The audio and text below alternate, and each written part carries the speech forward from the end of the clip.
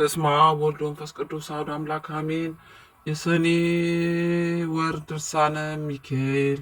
በስም በአካል በክብር ሶስት በመለኮት በአገዛዝ በስልጣን በባህሪ በህልውና ግን አንድ አምላክ በማለት በአብ በወልድ በመንፈስ ቅዱስ ስም አምነን ሰኔ በባተ በ12 ቀን የሚጸለይ የሚነበብ የቅዱስ ሚካኤልን ድርሳንን እናገራለን። የመልአኩ ልመናው ረድኤቱ ከሁላችን ጋር ይኖር ለዘላለሙ አሜን። ይህን ድርሳን ቅዱስ ሚካኤልን እጅግ አድርጎ የሚወድ የአብያተ ክርስቲያን ሁሉ ተቀዳሚ በኩር የምትሆን የአክሱም ጳጳስ ዮሐንስ የደረሰው ነው። ኪልቅያ በምትባል ሀገር ሃይማኖቱ የጸና አስተራኒቆስ የሚባል አንድ ታላቅ መኮንን ነበር። የሚስቱም ስም አፎሚያ ይባላል። ሁለቱም እግዚአብሔርን የሚፈሩ የመላእክት ሁሉ አለቃ የሚሆን ቅዱስ ሚካኤልንም በፍጹም ልቦናቸው የሚወዱ ነበሩ። በየወሩም በቅዱስ ሚካኤል ስም ከገንዘባቸው እየከፈሉ ለነዳያን ይመጸውቱ ነበር። የበዓሉንም መታሰቢያ ያደርጉ ነበር። ከጊዜ በኋላ ባሏ አስተራኒቆስ ታመመ። በዚህም ጊዜ ሚስቱ አፎሚያም እያዘነችና እያለቀሰች እንዲህ አለች፣ ጌታዬ ሆይ የምነግርህን ነገር ስላለኝ በጥሞና ስማኝ። ይኸውም ሴት ባሏ በሞተ ጊዜ ቤተ ፊት ጋለሞታ ሴተኛ ዳሪ እንደምትሆንና የዕለት ምግቧን ለማግኘት ልዩ ልዩ አይነት ፈተና እንደሚደርስባት አንተ ታውቃለህ። እንግዲህ አንተ ከዚህ ዓለም በሞት ተለይተህ ብቻዬን በምቀርበት ጊዜ ከሐዘኔ የሚያረጋጋኝ አባት፣ እናት ወይም ተስፋ የሚሆነኝ የሚያጽናናኝ ልጅ የለኝም። ስለዚህ አሁን አንተ በሕይወት ሳለ በመዓልትና በሌሊት ከሰይጣን ጠብ እንዲያድነኝ በስዕል ቤት አስቀምጬ የማጸንበት ዘንድ የመላእክት ሁሉ አለቃ የሚሆን የቅዱስ ሚካኤልን ስዕል ከእንጨት ታስቀርጽልኝ ዘንድ ጠይቀሃለሁ አለችው። አስተራኒቆስም ወደ እንጨት ጠራቢ መልእክተኛ ልኮ ከወይራ እንጨት ዕፀ ዘይት የመላእክት አለቃ በሚሆን በቅዱስ ሚካኤል አምላክ ስዕል ቅረጽልኝ አለው። እንዲሁም ብላቴኖቹና የብር የወርቅ አንጥረኛ ጥሩልኝ ብሎ አንጥረኛው ከመጣ በኋላ በቅዱስ ሚካኤል አምላክ ከወርቅና ከብር የተሰራ ስዕል ሰርቶ ለአስተራኒቆስ ሰጠው። እሱም ለሚስቱ ለአፎሚያ ሰጣትና በስዕሉን ቤቷ ሰቅላ በክብር አስቀመጠችው።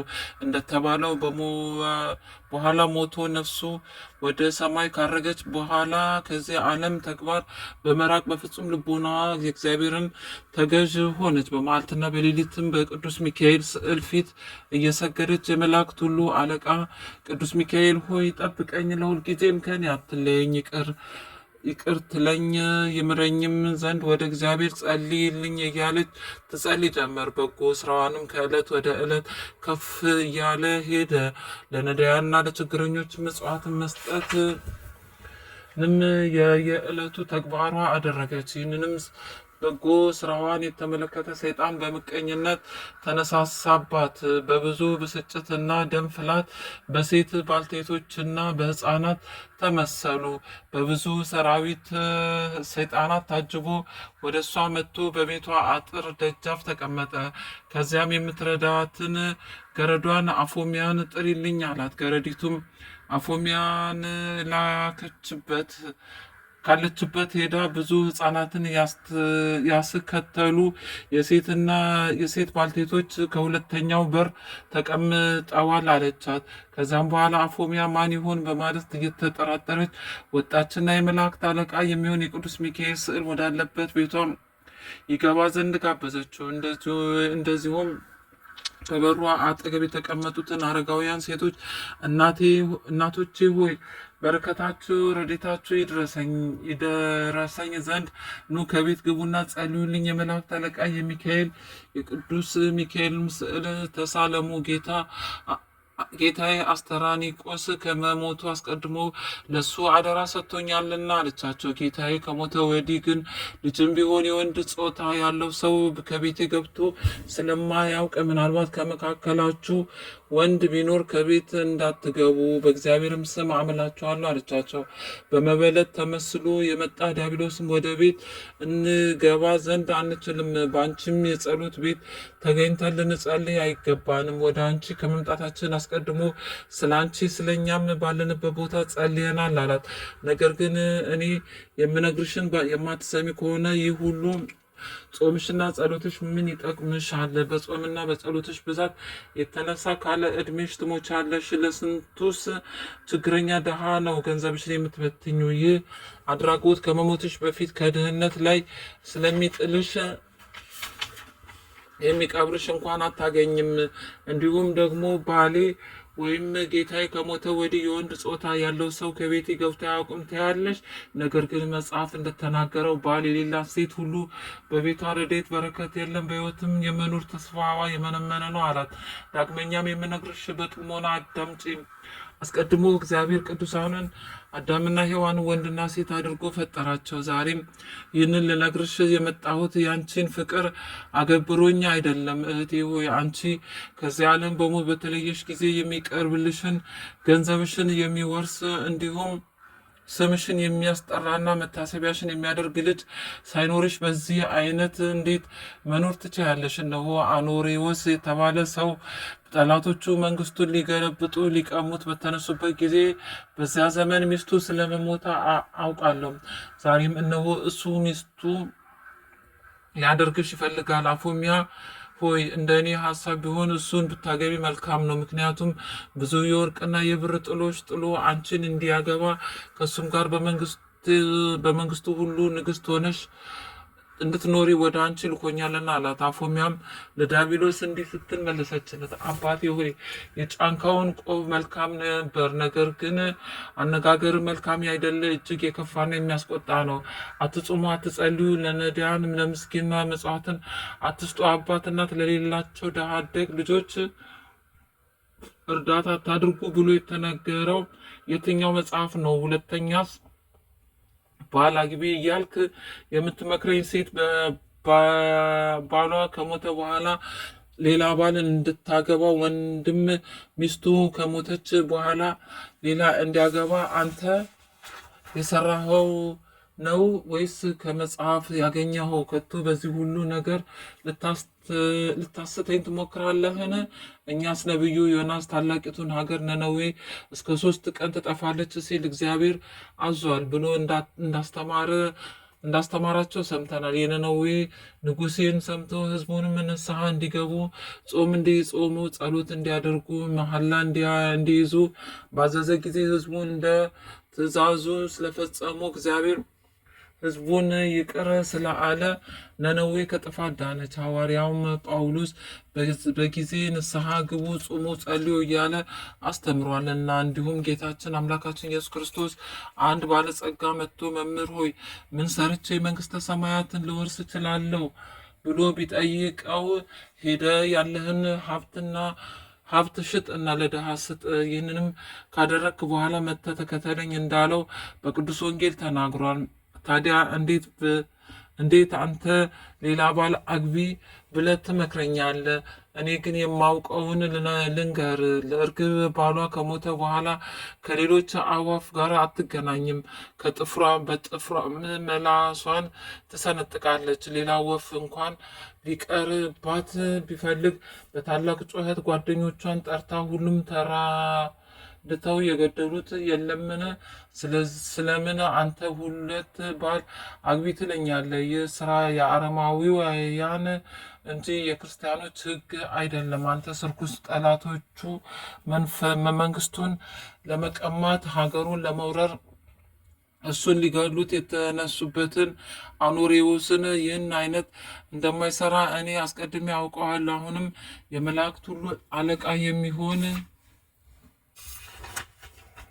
የቅዱስ ሚካኤልን ስዕል ትሳለም ዘንድ እመጣልሃለሁ ብላ ወደ ስዕሉ ቤት ፈጥና ገባችና የሚካኤልን ስዕል አሳየችው። ያም ሰይጣን ከቅዱስ ሚካኤል ስዕል ባየ ጊዜ እንደ አሞራ ክንፍ አውጥቶ ከሰራዊቱ ጋር በረረ። ነገር ግን መለስ ብሎ አፎሚያ ሆይ አስትሽ ዘንድ መጥቼ ነበር፣ አንቺ ግን ድል ነሳሽን፣ ከወጥመዴም አመለስ። ቢሆንም በቤትሽ ውስጥ ባለው በወርቅና በብር የተለበጠ በቅዱስ ሚካኤል የእንጨት ስዕል አትመኪ። በዓሉ የሚከበርበት እስከ ሰኔ 12 ቀን ድረስ አንዳች ነገር በላይሽ ላይ የማመጣ መሆኔን እንድታውቂ ሲል አስፈራራት። በዚያም ጊዜ በእግዚአብሔር ዙፋን ፊት ከመስገድና እንዲሁም ለሰው ልጅና ስለ ወንዞች ውሃ ይቅርታ ይለምን ዘንድ ስለሚሄድ ወደ አንቺ ሊመጣ አይችልም። በዚያን ጊዜ በቤትሽ ውስጥ ያለውን ስዕል እምገጸ ምድር አጠፋዋለሁ። እስኪ ሚካኤል የሚያደርገኝን አያለው አላት። አፎሚያም ተመልሰ ብትመጣም የመላእክት አለቃ የሚሆን የቅዱስ ሚካኤል የጸሎት ኃይለ አፍረት ትመለሳለ ብላ በጌታችን በኢየሱስ ክርስቶስ ትምህርተ መስቀል አምሳል በአራቱ ማዕዘን አማተበች። በዚያም ጊዜ ዲያብሎስ አፍረቱን ተከናንቦ ሄደ። እሷም ጾም በመጾም መጽዋት በመመጽወት ጸሎት በመጸለይ በጎ ስራዋን እያስፋፋች ሄደች።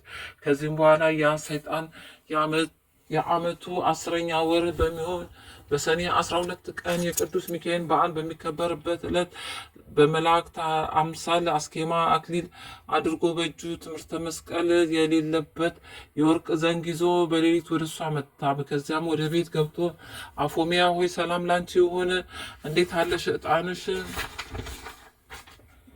ጸሎትሽ በጠቅላላው በጎ ምግባርሽ ሁሉ ወደ ሰማይ አድርጎ ከእግዚአብሔር ዙፋን ፊት ቀርቧል። ፈጣሪሽንም ከመላእክቶቹ ሁሉ ጋር በጣም ተደስቷል። በጣም በዚህም የተነሳ ስለ በጎ ስራሽ ባለ ዘመንሽ ሁሉ ጠብቅሽ ዘንድ ወደ አንቺ ልኮኛል አላት። አንተ ማነህ? ስምስ ማን ነው አለችው። እሱም እኔ መላእክት ሁሉ አለቃ የመሆን ቅዱስ ሚካኤል ነኝ። ባለፈው ጊዜ የቅዱስ ሚካኤል በዓሉ በሚከበርበት ዕለት በሰኔ 12 ቀን ለሰውና ለእንስሳት ሁሉ ከእግዚአብሔር ዘንድ ምሕረትን ለመለመን ስለሚሄድ ወደ አንቺ አይመጣም ሲል ዲያብሎስ ሲናገር ሰምቼ ነበርና፣ ስለዚህ እንዳይፈታተንሽ እንዳይበረታብሽ ስለ አንቺ ከሰማይ ወረድኩኝ። አሁንም ለእኔ ልትሰግጂ ይገባሻል። ሰማያውያን መላእክት ወገኖቼን በሰማይ ትቼ አንቺን ለማዳን ወደ አንቺ መጥቻለሁና አላት። አፎሚያም አንተ ቅዱስ ሚካኤል ከሆንክ ከቤቴ ውስጥ እንዳለው እንደ ሚካኤል ስዕል በዘንግ ጫፍ ላይ ትምህርተ መስቀል ለምን የለበትም አለችው። ዲያብሎስም እንደዚህ አይደለም፣ በቤት ውስጥ ያለ ስዕል በሚያመሰግኑበት ጊዜ ምልክት እንዲሆን ይደረጋል። በእኛ በመላእክት ዘንድ ግን ይህ አይነቱ ምልክት የለም ማለት። ዳግመኛም አፎሚያ ምድራዊ ንጉሥ ማዘዣ ጽፎ በሚያስተላልፍበት ጊዜ ማህተም ሳትምበት ቢልከው የሚያምነው ወይም የሚቀበለው የለም። እንዲሁም የመላእክት ከሰማይ በወረዱ ጊዜ በትረ መስቀል ያዘውን መልአክ ከመልአከ ነው ብለው አታምኑትም፣ ይንቁታል እንጂ አለችው። ይልቁንም መልአክ ከሆነ ትሳለሙ ዘንድ የሚካኤል ስዕል ላምጣልህ አለችው። በዚያም ጊዜ ዲያብሎስ ፊቱ ተለወጠ፣ በጨለማ ሸፈነ። ተራራ እስከ ዓይኖቹም እንደ እሳት ቀሉ። አፉም ጨለማ እንደተመላ ታላቅ ጉድጓድ ወይም ገደል መሰለ። ለአፉም ሽታው እጅግ የከፋ ጭስ ይወጣ ነበር። ተቅበጠበጠ። ይገድላትም ዘንድ ዘሎ አነቃትና አንቺ አፎሚያ እንዴት ይህን ያህል ፈተና ታመጭብኛለሽ? ከእንግዲህስ ከአንቺው ጋር እሞታለሁ እንጂ አልተውሽም አላት። በዚያም ጊዜ በታላቅ ቃል ወደ ቅዱስ ሚካኤል እንዲህ ስትል ጮኸች። አቤቱ የመላእክት ሁሉ አለቃ የሚካኤል የምትሆን ቅዱስ ሚካኤል ሆይ ፈጥነ ድረስና ከኔና ከአዳም ልጆች ሁሉ ጠላት አድነኝ አለችው። የመላእክት አለቃ ቅዱስ ሚካኤልም ያድናት ዘንድ ብርሃን ለብሶ ብርሃን ተጎናጽፎ ከሰማይ ወረደ። ብርሃኑን በቤቱ ውስጥ ሞላ። ከዚያም ዲያብሎስን በያዘው በትረ መስቀል በመታው ጊዜ በመሬት ላይ ዘረጋው። ዲያብሎስም ቅዱስ ሚካኤልን የእግዚአብሔር የሰጠኝን ዘመኔን ሳይፈጸም እንዳታጠፋኝ በእግዚአብሔር ስም አመልሃለሁ አለ። ከዛሬ ጀምሮ ስምህ ከሚጠራበት ስዕል ካለበት ቦታ ሁሉ ፈጽሞ አልደርስም። የመላእክቱ አለቃ ቅዱስ ሚካኤል ቀድሞም ከሰማይ ያወረድከኝ፣ ከክብሬ ያዋረድከኝ፣ ከሹመቴ ያሻርከኝ አንተ ነህ። አሁንስ ይቅርታ አድርግልኝ እያለ ለመነው።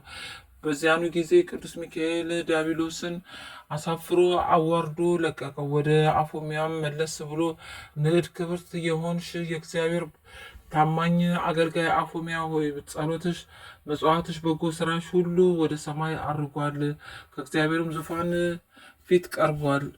አሁንም ሂደሽ ከቤተ ክርስቲያን ገብተሽ ጸሎት አድርጊ፣ በዛሬው ቀን ነፍስሽ ከስጋሽ ትለያለችና ብሎ ነገራት። መላእክትም ሁሉ ወደ አንቺ መጥተው ነፍስሽን ወደ መንግስተ ሰማያት ያሳርጋሉ።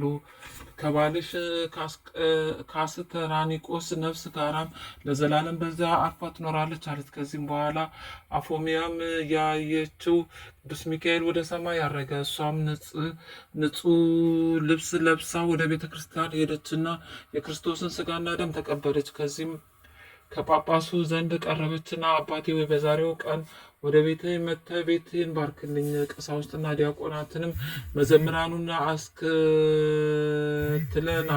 እኔ እና ስለ እኔ ጸልዩልኝ አለችው። ብላቴኖቿንም ያነኝን ገንዘብ ሁሉ አቅርቡልኝና ለነዳያንና በመንገድ ላገኛችሁትም ሁሉ ጥሩልኝ አለቻቸው። እንዳሳሰበቻውም ጳጳሱና ቀሳውስቱ፣ ዲያቆናቱ፣ ሌሎችም የቤተ ክርስቲያን አገልጋዮች ሁሉ መጥተው በቤቷ ከተሰበሰቡ በኋላ ያላትን ገንዘብ በጳጳሱ እጅ ለነዳያን መጽውታ በሰላም ወደ ቤታቸው ይገቡ ዘንድ አሰናበተቻቸው። ጳጳሱንና ካህናቱ ወደ አዳራሽ አስገብታቸው ጳጳሱን በወርቅ ወንበር አስቀመጠችው። ካህናቱን በጳጳሱ ግራና ቀኝ በብር ወንበር አስቀመጠቻሉ። ለጳጳሱን ስለ ክብሩ ከእግሩ በታች የአበባ ምንጣፍ አስነጥፋለት ነበር። ከዚያም በኋላ በመካከላቸው ቆመችና እጇን ወደ ሰማይ በመዘርጋት መምህራን እንዳስተማሯት በሀገሯ ቋንቋ ወደ እግዚአብሔር ትጸልይ ጀመር።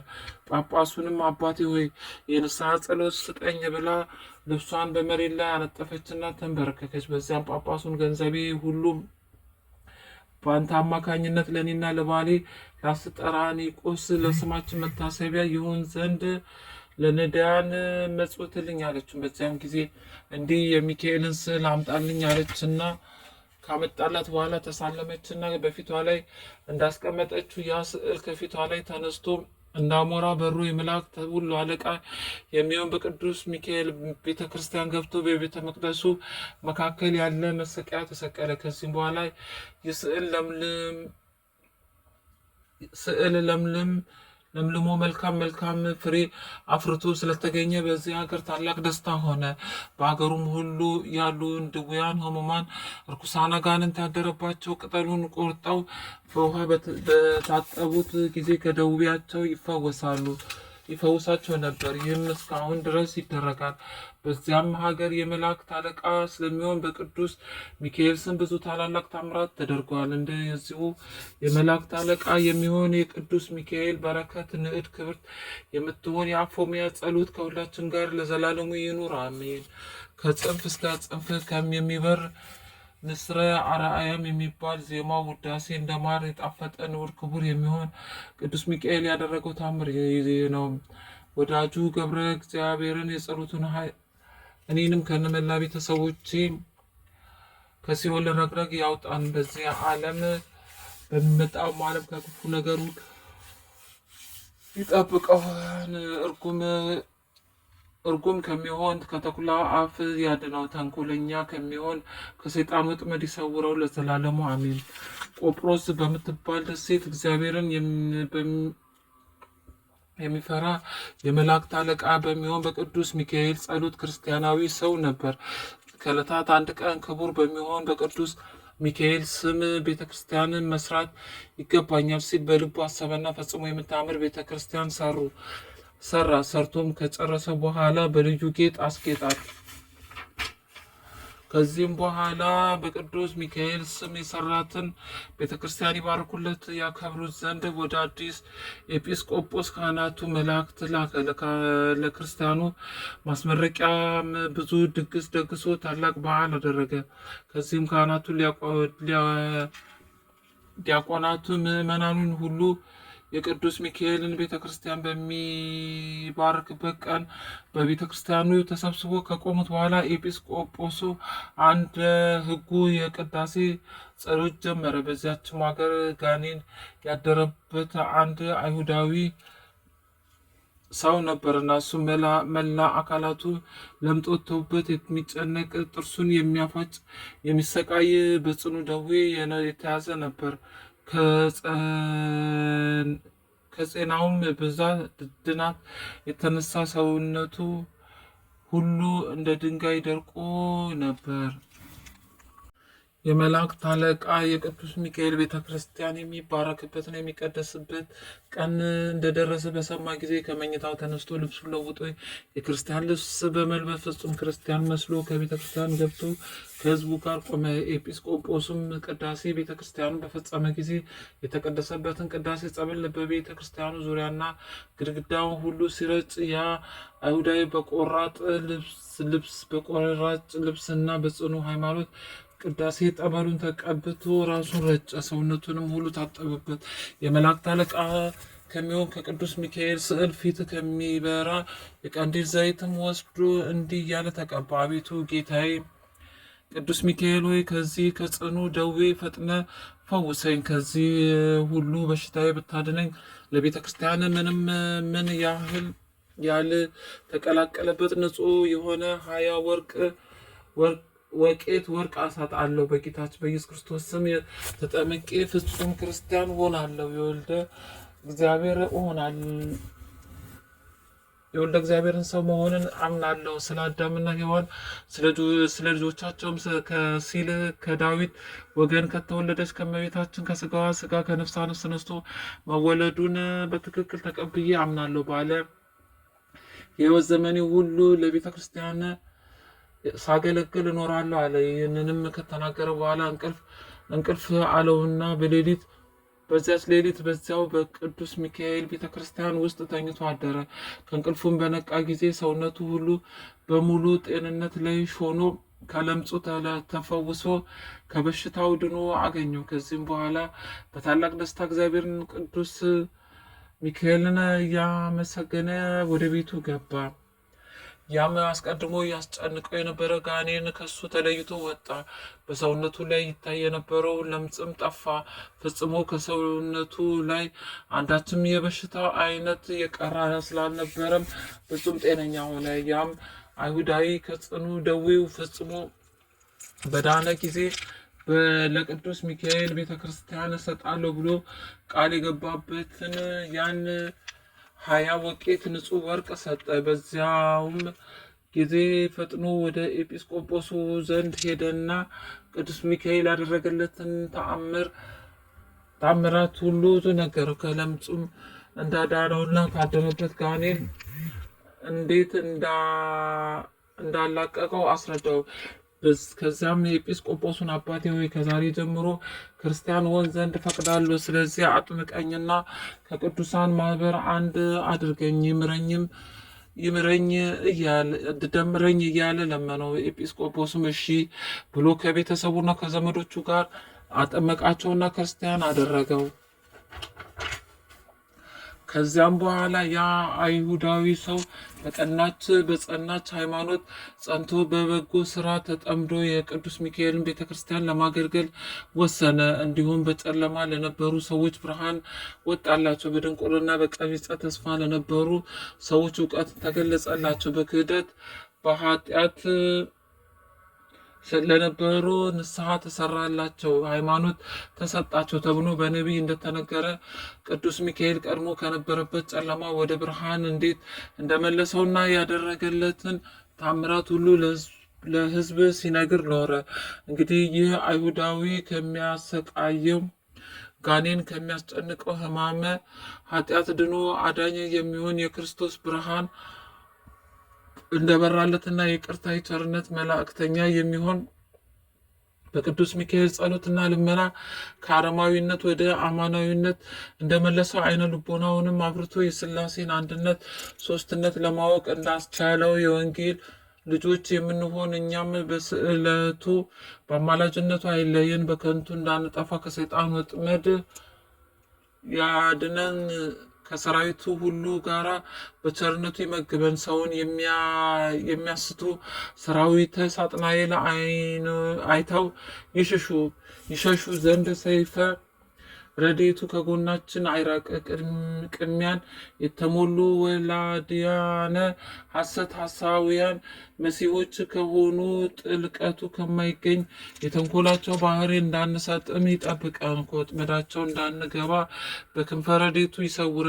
ከዚህም ሁሉ በቸርነቱ መጋረጃ ይሰውረን ዘንድ ሁል ጊዜ እየመጣ ይጎበኘን። ከቀድሞ ጀምሮ ቂም በቀል የሌለበት የምሕረት አማላጅ ነውና ኃይለ ጸሎቱ አማላጅነቱ እኔን ከነመላ ቤተሰቦቼ ከክፉ ነገር ሁሉ ይጠብቀን እስከ ዘላለሙ ድረስ አሜን። አንድ አምላክ በሚሆን በአብ በወልድ በመንፈስ ቅዱስ ስም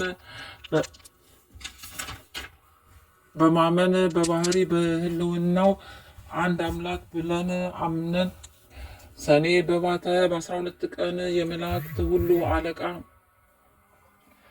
አለቃ የሚሆን የቅዱስ ሚካኤል የበዓሉ መታሰቢያ እንዲከበር እንናገራለን። ልመናው አማላጅነቱ ከሁላችን ጋር ይኖር ለዘላለሙ አሜን። የሚከበርበትን ምክንያት እንዲህ ነው። እስክንድሪያ በምትባል ሀገር አክልሉ በጥራ የተባለች የግብፅ ንጉሥ ልጅ ዙሃል በሚባል ኮከብ ስም ያሰራችው ታላቅ ቤተ ጣዖት አዳራሽ ነበርና በየዓመቱ ሰኔ በባተ በ12 ቀን ህዝቡ ተሰብስቦ ታላቅ በዓል ያደርጉ ነበር። በዚያም አዳራሽ ውስጥ በዚያች ሀገር በሚኖሩ ሰዎች ዘንድ የሚፈራና የሚከበር ስሙ ዙሃል የሚባል የብረት ጣዖት ነበረ። በዓሉ በሚከበርበት ዕለት ብዙ ፍሪዳ ይታረድ ነበር። አባ እለእስክንድሮስ እየተባለ እስከተሾመ ድረስ በዚያ ጣዖት ክብር እየሰጡ በዓል እያደረጉ ለብዙ ዘመን ቆዩ። ይኸውም የ300 ዓመተ ምህረት ተፈጽሞ የ4ኛው ምዕተ ዓመት መካከል ላይ ነበር። አባ እለእስክንድሮስ በእስክንድሪያ ሀገር ሊቀ ጵጵስና በተሾመ ጊዜ ያን ጣዖት ይሰውረው ዘንድ ወዶ ሳለ በሀገሪቱ ያሉ አንዳንድ ወግ አጥባቂዎችና አድሃሪያን ከለከሉት። ነገር ግን ቆስጠንጢኖስ ጻድቅ በነገሰ ጊዜ የክርስትና ሃይማኖት ስለተስፋፋች አባ እለእስክንድሮስ ዳግመኛ ይህን ጣዖት ሊሰብር ተነሳሳና አሁንም እነዚያው ሰዎች የዚህን የጣዖት በዓል ስናከብር የብዙ ጊዜ ልምድ አለንና አትስበረው ሲሉ ከለከሉት። እነሆ ይህ ጣዖት እያለ ከአንተ በፊት 18 ሊቃነ ጳጳሳት ነበሩ። ነገር ግን ልማዳችንን ሳይለውጡ በሱም ላይ አንዳች ተቃውሞ ሳያደርጉ አልፈዋል አሉት። አባ እለእስክንድሮስ ግን ይህ ጣዖት የሚያጠፋ እንጂ የሚያለማ ወይም የሚጠቅም አለመሆኑን መልሶ መላልሶ ነገራቸው። ብዙ ማስረጃ ማቀረበላቸው። እሱን የሚያከብር ሁሉ ሰይጣናትን እንደሚያመልክ ሆኖ መቆጠሩን ገለጸላቸው። ዳግመኛም አባ እለእስክንድሮስ እንዲህ አላቸው፣ ምክሬን ብትሰሙ ሀሳቤን ብትቀበሉ ይህንን በዓል ቀድሞ እንደነበረ አድርጌ እሰራላችኋለሁ። ነገር ግን ይህ ጣዖትን ሰብረን ምኩራቡን ባርከን ቀድሰን ቤተ ክርስቲያን ሰርተን ክቡር በሚሆን በቅዱስ ሚካኤል ስም ሰይመን ታላቅ በዓል እናደርግለታለን። መስዋዕቱንም ለልዑል እግዚአብሔር ይሆናል። በሚታረዱትም በጎች፣ ሰንጋዎች ለችግረኞች፣ ለጦም አዳሪዎች እና ለአንካሶች መሰጠት አለባቸው። ስለዚህም ክብር ምስጋና ይግባውና ከጌታችን ከኢየሱስ ክርስቶስ ዘንድ ክቡር የሚሆን ቅዱስ ሚካኤል ክብር ያሰጣቸዋል አላቸው። እነሱም ይህን በጎ ምክር ደስ ስላሰኛቸው ትእዛዙንም በመቀበል የመላእክት አለቃ በሚሆን በቅዱስ ሚካኤል ስም ቤተ ክርስቲያን ሰሩ። ያችን ቤተ ክርስቲያን በእስክንድሪያ ሀገር የታወቀ እና ታላቅ ስመጥር ገዳም ሆነች። በግብፅ ሀገር እስላሞች እስከነገሱ ድረስ ብዙ ዘመን ኖረች። ከነገሱ በኋላ ግን ያችን ቤተ ክርስቲያን አፈረሷት።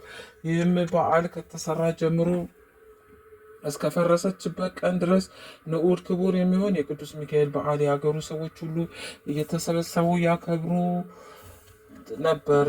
ከነሱም መካከል እግዚአብሔርን እጅግ አድርጎ የሚፈራ ወር በገባ በ12 ቀን የቅዱስ ሚካኤልን ዝክሩን የሚዘክርና ይልቁንም በህዳር 12 በሰኔ 12 ቀን በታላቅ ክቡር የሚያከብር አንድ ሰው ነበረ። ለዚህ እግዚአብሔርን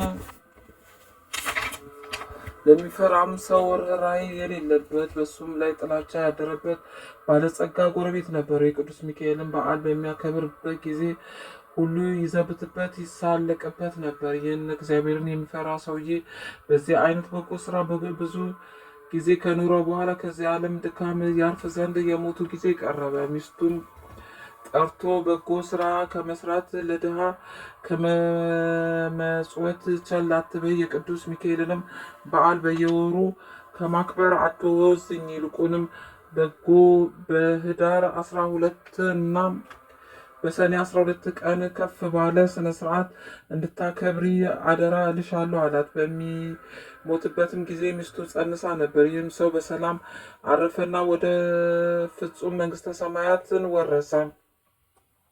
ከዚህም በኋላ ሚስቱ የመውለጃዋ ጊዜ ተቃርቦ ነበርና ምጥ ይዟት በታላቅ ጭንቅ ላይ እንዳለች አንተ የእግዚአብሔር መልአክ ሆይ በእኔ ላይ ይቅርታህን አውርድ፣ ከዚህ ከደረሰብኝ ጭንቅ ይገላግለኝ ዘንድ ስለ እኔ እግዚአብሔርን ለምንልኝ፣ አንተ ከእግዚአብሔር ዘንድ ታላቅ ባለሟልነት ተሰጥቶሃልና እያለች ለመነች። ይህንንም በምትልበት ጊዜ ያለችበት ቤት በብርሃን ተመላ፣ ከጭንቋም ዳነችና መልአኩ በጣም ያማረ ልጅ ወለደች። የእግዚአብሔር መልአክ ቅዱስ ሚካኤል ከሰማይ ወርዶ ያንን ሕፃን ባረከውና ቸርነት ርኅራኄ የሌለው የዚህን ባለጸጋ ገንዘብ ሀብት እርሻውን ሁሉ ይህን ሕፃን እንዲወርስ እግዚአብሔር አዟል አለ። ያን ጊዜ ያ ባለጸጋ በሴትዮዋ ቤት መስኮት አጠገብ ሆኖ ሁኔታውን ሁሉ ይመለከት ነበርና ይህን ነገር በሰማ ጊዜ ልቡ በታላቅ ሐዘን ተነካ። ሕፃኑንም የሚገድልበትን ምክንያት ይፈልግ ጀመር። ነገር ግን እግዚአብሔር በቅዱስ ሚካኤል ጸሎት ብላቴናው ከክፉ ነገር ሁሉ ይጠብቀው ነበር። ብላቴናውም 10 ዓመት በሆነው ጊዜ እናቱ በጣም ችግር ጸናባት። በዚያም ጊዜ እምነት የጎደለው ያ ባለጸጋ አንቺ ችግረኛ ስለሆንሽ ላከኝ ያገለግለኝ ዘንድ ልጅሽን ስጭኝና ምግቡንና ልብሱን ምንም ሳላጎድል ተንከባክቤ አኖረዋለሁ፣ ለአንቺም 20 ወቄት ወርቅ እሰጥሻለሁ አላት። ይህንንም ባላት ጊዜ ስለ ችግሯ በጣም በመደሰት ልጇን ሰጠችውና 20ውን ወቄት ወርቅ ተቀበለች። ብላቴናውንም በወሰደ ጊዜ እንግዲህ ሀሳቤ ሁሉ ዛሬ ተፈጸመልኝ እያለ በጣም ደስታ ተሰማው። ከዚያም በኋላ በልጁ ቁመት ልክ ሳጥን አሰርቶ ሕፃኑ በሳጥኑ ውስጥ አግብቶ ከላዩ ከቶ በላዩ ላይ ቆለፈበትና ሳጥኑ ወስዶ ከባህር ጨመረው። እንዲሁም የሳጥኑ ቁልፍ መክፈቻ አብሮ ወረወረው። ነገር ግን በእግዚአብሔር ፈቃድ ያ ሳጥን ሳይሰጥም በባህሩ ላይ የተንሳፈፈ ከዚያች ሀገር ርቃ ወደምትገኝ የባህር ወደብ ደረሰ። በባህሩ አካባቢ በጎቹን አሰማርቶ የሚጠብቅ አንድ ሰው ነበርና ያን ሳጥን ባየው ጊዜ ከባህሩ አወጣና ወደ ቤቱ ወሰደው። በቤቱም በደረሰ ጊዜ ይህን ሳጥን በምን ከፍተዋለሁ እያለ ሲያወጣ ሲያወርድ ተመልሶ ወደ ባህሩ ይሄድ ዘንድ እግዚአብሔርን አሳሰበው። በሄደም ጊዜ አንድ አሳ የሚያጠምድ ሰው አገኘ። ያም በግ ጠባቂ አሳ አጥማጁን በእኔ ስም መረብን ወደ ባህር ጣልና የተሰገረውን አሳ ለእኔ ይሆናል፣ ዋጋውን ግን እከፍልሃለሁ አለው። አሳ አስጋሪውም እንደተነጋገሩት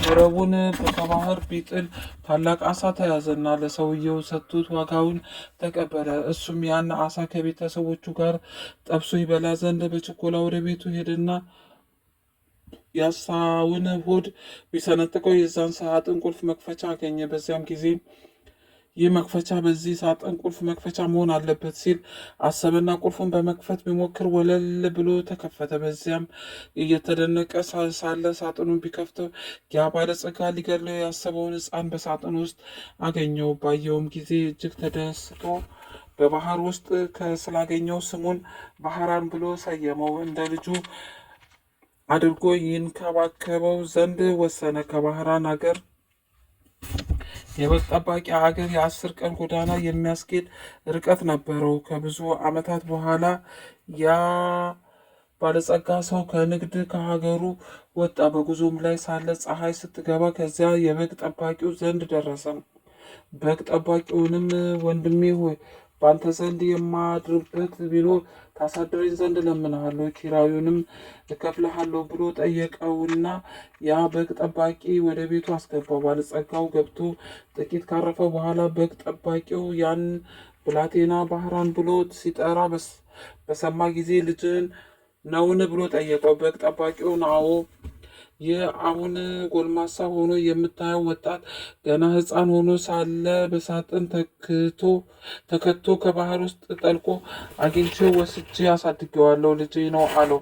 ባለጸጋውም ይህንን ነገር በሰማ ጊዜ ፈጽሞ ደነገጠ። ይገድለውም ዘንድ ፈልጎ በባህር ውስጥ የጣለው ሕፃንም መሆኑንም አወቀ። በነጋውም መንገዱን ለመሄድ ሲዘጋጅ ልዩ ምክንያት ሰይጣናዊ ሀሳብ በመፍጠር በግ ጠባቂውን ወንድሜ ሆይ አንድ የማስቸገር ጉዳይ አለኝ፣ ይኸውም በቤቴ የረሳሁትን ነገር ስላለ እገሊት ወደምትባል ሀገር ሄዶ መልእክት ያደርስልኝ ዘንድ ይህን ብላቴና እንድትሰጠኝ ነው። የድካምን ዋጋ 20 ወቄት ወርቅ ከፍላለሁ አለ። ያም በግ ጠባቂ ስለ ወርቁ ስጦታ ደስ በመሰኘት ያጎልማሳ ጠርቶ ልጄ ሆይ ባህራን ሆይ ይህ ክቡር ሰው ለስራ ጉዳይ ወደ ቤቱ ሊልክ ይፈልጋልና መልእክቱን አድርስለት፣ እግዚአብሔር በሰላም ያግባ ሲል ጠየቀው። ልጁም እሺ መልካም ነው አባቴ ሆይ ያዘዝከኝን ሁሉ ለመፈጸም ዝግጁ ነኝ አለው። ከዚያም በኋላ ያ ባለጸጋ ይችን የመልእክት ደብዳቤ ይዞ ወደ አንተ የመጣውን ስሙ ባህራን የተባለው መልእክቷ በደረሰች ጊዜ ፈጥነ ግደለው፣ ገድለህም ሬሳውን ከጉድጓድ ጣለው። እኔ በሰላም ተመልሼ እስክመጣ ድረስ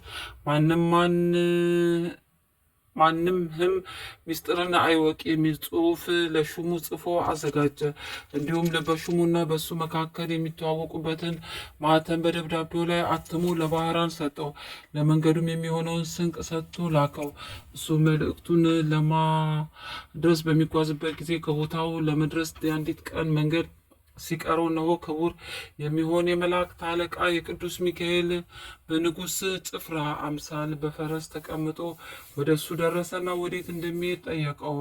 ባህራንም ከአንድ ባለጸጋ ሰው የተጻፈ ደብዳቤ ይዤ እሱን ለማድረስ እገሊት ወደምትባል ሀገር እሄዳለሁ አለው።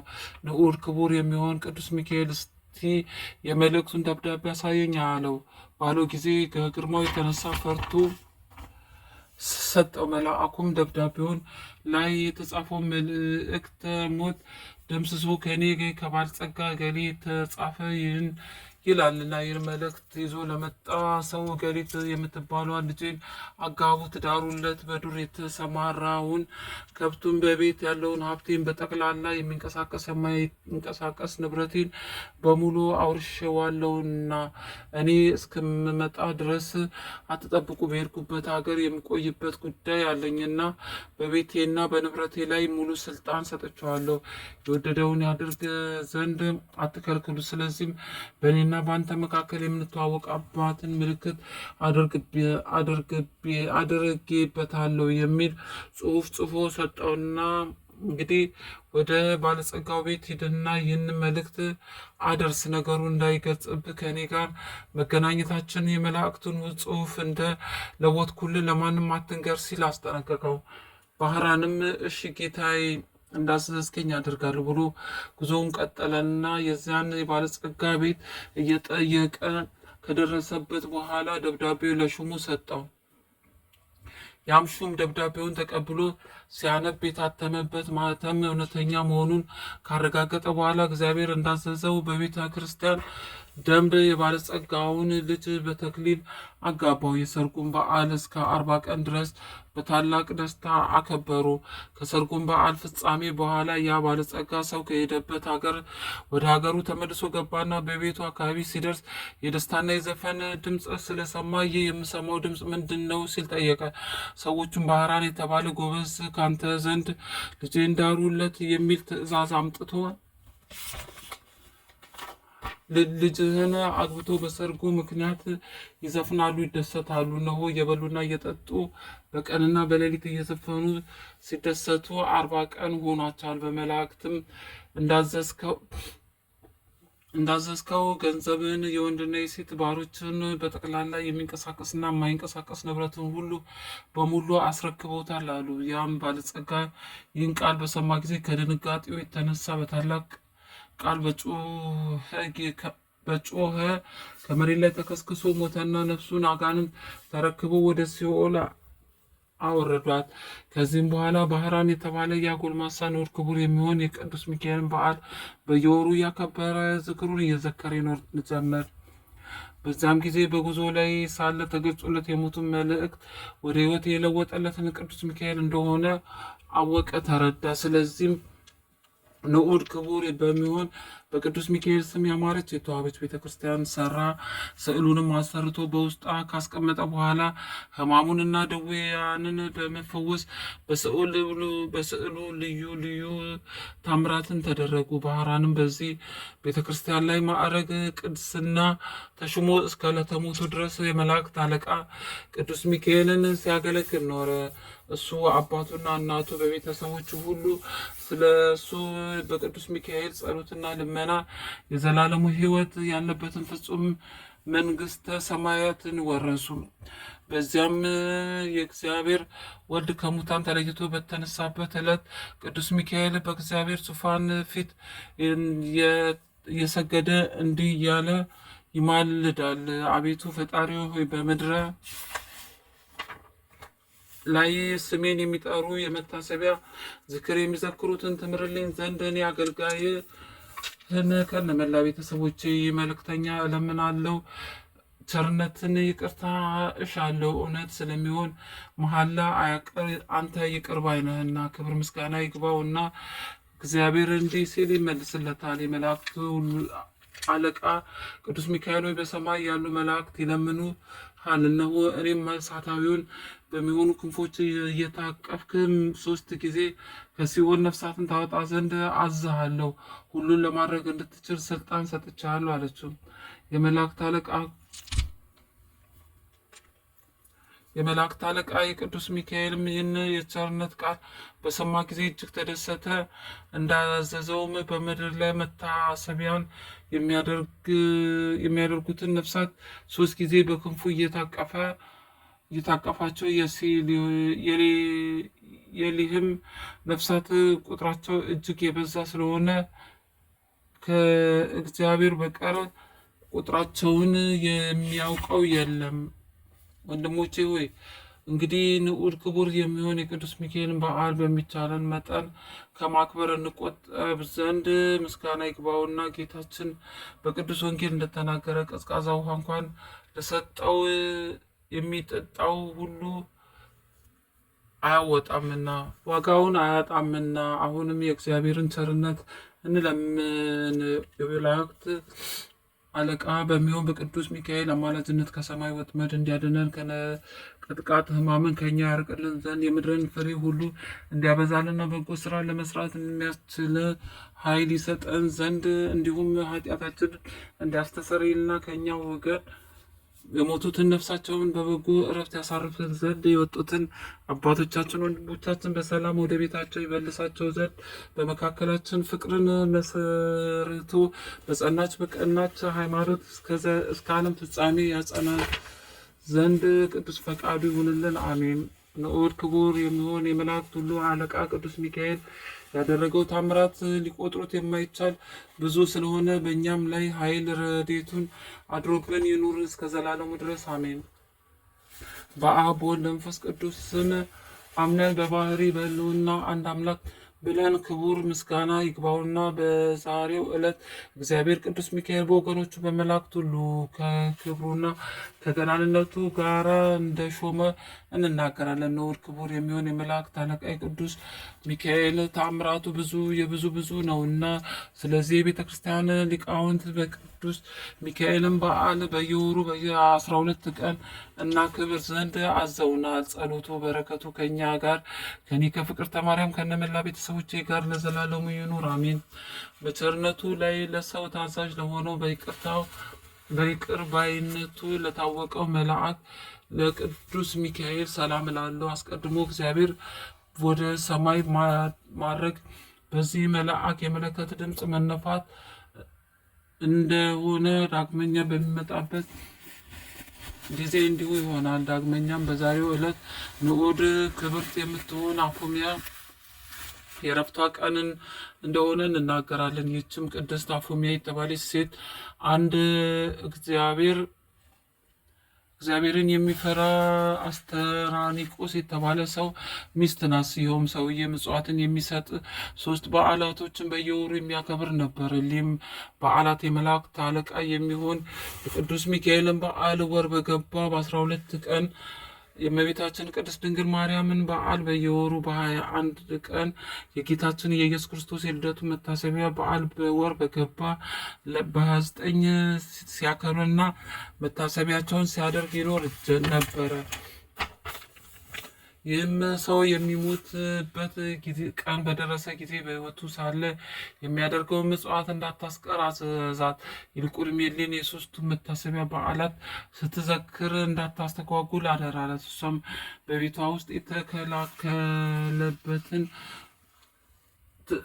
ውስጥ ትከላከልበት ዘንድ የሚካኤልን ስዕል አሰርቶ እንዲሰጣት ባሏን ጠየቀችው። አሰርቶ ሰጣት። ባሏን በዚህ ዓለም በሞት በተለየ ጊዜ አስቀድሞ እሱ ከሚያደርገው በጎ ስራ አንዳችም ሳታስተጓጉል ስትሰራ ጀመር። ሰይጣንም ይህንን በተመለከተ ጊዜ በቅንዓት ተነሳባትና በመበለት መነኮሳይት ተመስሎ የመጣ ስለ አንቺ በጣም የማዝነው እያለ በነገሩ ሊያግባባት ሞከረ። አሁንም እድሜሽን ወደ እርጅና ከመግባቱ በፊት ገንዘብሽም ከማለቁ አስቀድሞ ባል አግብተሽ ወደ ልጅሽ ትወልጂ ዘንድ እመክርሻለሁ አላት።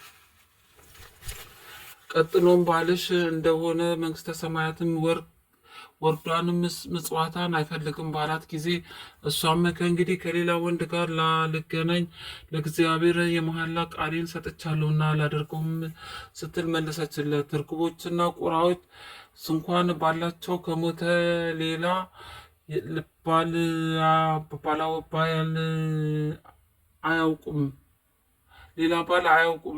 በአርአያ እግዚአብሔር ለተፈጠሩ ሰዎች ይህንን ማድረግ እንዴት ይገባል አላቸው። ነገሩ እንዳልተቀበለችው ባየ ጊዜ መልኩ ተለውጦ ዛሬ ባይቻለኝ በሌላ ቀን መጥቼ ሀሳቤን እንድትቀበል ያደርጋለሁ ሲል በታላቅ ቃል ጮኸ። እሷም ጊዜ ቅዱስ ሚካኤልን ስዕል አወጣችና ከዚያ ድምጥማጡን አጠፋችው። ከዚህም በሰኔ 12 ቀን እንደ ልማዷ ለማክበር ስትዘጋጅ ሳለ ዳግመኛ ያ ሰይጣን በመልአክ አምሳል ተመስሎ መጣና ሰላም ላንቺ ይሁን፣ ትሰራለሽ። እኔ የመላእክት አለቃ ቅዱስ ሚካኤል ነኝ ነው።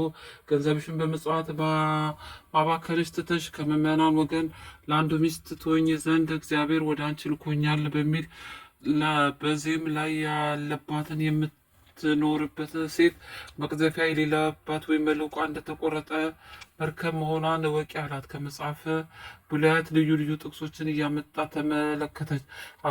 አብርሃምና ይስሐቅ፣ ያዕቆብ፣ ዳዊት፣ ሌሎችም እነሱን የመሰሉ ሁሉ ሚስት አግብተዋል። ነገር ግን የእግዚአብሔር ባለሟሎች እንደነበሩ አስቢ አላት። ቅድስት አፎሚያ መልሳ አንተ የእግዚአብሔር መልአክ ከሆንክ የመታወቂያ ምልክት የሚሆን ትምህርተ መስቀል ወዴት አለ? የንጉሥ መልእክተኛ የሆነ ሁሉ የንጉሱን ማተም ሳይዝ ወደ ሌላ መልእክት ሊያደርስ አይሄድምና አለችው። ሰይጣንም ይህን በሰማ ጊዜ መልኩ ተለወጠ፣ በዘሎ ማነቃት። በዚህም ጊዜ አፎሚያ ወደ ቅዱስ ሚካኤል ድረስልኝ እያለች ስትጮህ ፈጥኖ ደረሰና አዳናት። ሰይጣኑ በብዙ አይነት ስቃይ ካሰቃየው በኋላ እግዚአብሔር እስከ ዓለም ፍጻሜ ድረስ ታግሶኛልና ይቅር በለኝ አታጥፋኝ ብሎ ስለለመነው ተወው። ቅዱስ ሚካኤልም ቅድስት አፎሚያም ሄደሽ ቤትሽ አዘጋጂ፣ በዛሬው ዕለት ከዚህ ዓለም በሞት ትለያለሽ እና እነሆ እግዚአብሔር ዓይን ያላየው ጆሮ ያልሰማው ዋጋ አዘጋጅቶልሻል ብሎ ከነገረ በኋላ ሰላምታ ሰጥቷት ወደ ሰማይ አረገ። ከዚህም በኋላ ለበዓሉ የሚያስፈልገውን ካዘጋጀች በኋላ ወደ ኤጲስቆጶስና ካህናቱ ዘንድ መልእክተኛ ላከች። መጡ። ቀጥሎም በእነሱ እጅ ለነዳያን ችግረኞች ምጽዋትን ይሰጡላት ዘንድ ገንዘብ ሰጠቻቸው። ከዚህም በኋላ የቅዱስ ሚካኤልን ስዕል በደረቷና በፊቷ ላይ አድርጋ ወደ እግዚአብሔር እየጸለየች የቅዱስ ሚካኤልን በዓል በሚከበርበት ዕለት በሰኔ 12 ቀን በክብር አረፈች። እግዚአብሔርም በፍጹም ልመናዋ ወዳጇን እኔን ፍቅር ተማሪም ከነመላ ቤተሰቦቼ ይቅር ይበለን እስከ ዘላለሙ ድረስ አሜን።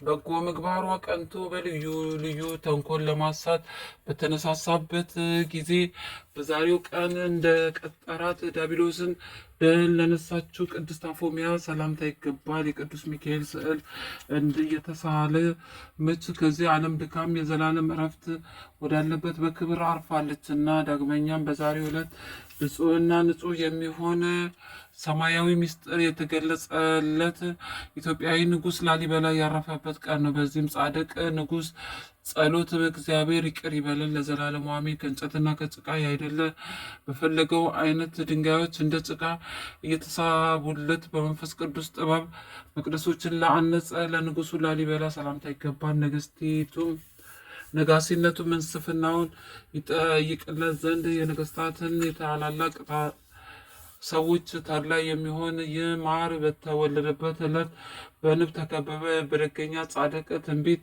የሊቀ ጵጵስናውን ሹመት ከእግዚአብሔር ላገኘ ለሊቀ ጳጳሳት ለቄርሎስም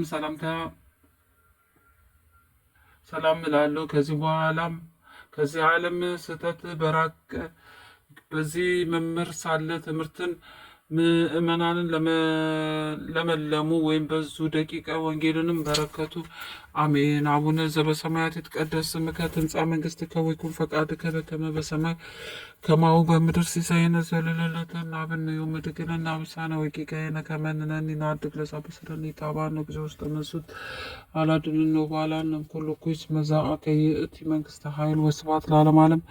በሰላመ ቅዱስ ገብርኤል መልአክ ወእግዝእትየ ማርያም ሰላም ለኪ ድንግል በኅሊናኪ ወድንግል በሥጋኪ እመ እግዚአብሔር ጸባኦት ሰላም ለኪ ብሩክት አንቲ እምአንስት ወቡሩክ ፍሬ ከርሥኪ ተፈሥሒ ፍስሕት ኦ ምልዕተ ጸጋ እግዚአብሔር ምስሌኪ ሰአሊ ወጸልዩ አብ ፍቁር ወልድኪ ኢየሱስ ክርስቶስ ከመሰረለን ናጣዊነ ክብር ምስጋና ይሁን አንድ አምላክ የሚሆን ለአብ ለወልድ ለመንፈስ ቅዱስ ዛሬም ዘወትርም ለዘላለሙ አሜን አሜን አሜን ይሁን ይደረግልን።